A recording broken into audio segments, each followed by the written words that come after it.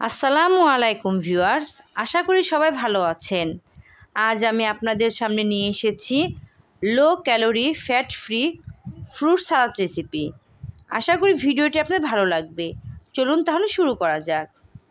Fruit সালাদ বানানোর জন্য এখানে একটি আপেল কুচি করে নিয়েছি, আর নিয়েছি হাফ কাপ বেদানা, হাফ কাপ টুকরো করা আঙুর, 2টি কলা ছোট ছোট পিস করে কেটে নিয়েছি, আর নিয়েছি কয়েকটি স্ট্রবেরি এভাবে পাতলা করে কেটে নিয়েছি।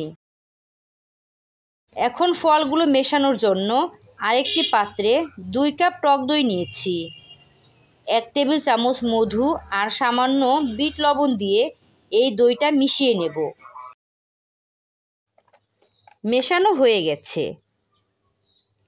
এখনই মিশ্রণটা কেটে রাখা ফলগুলোর মধ্যে দিয়ে ভালো করে মিশিয়ে নেব। রেডি হয়ে গেল মিক্সড ফ্রুট সালাদ। ইফতারের রেসিপি হিসেবে এটি বানিয়ে দেখতে পারেন। আশা করি ভিডিওটি আপনার ভালো লেগেছে। ভালো লাগলে অবশ্যই আমার চ্যানেলটি সাবস্ক্রাইব করবেন এবং শেয়ার করুন ফ্রেন্ডস অ্যান্ড ফ্যামিলির সাথে। এতক্ষণ সাথে থাকার জন্য অসংখ্য ধন্যবাদ।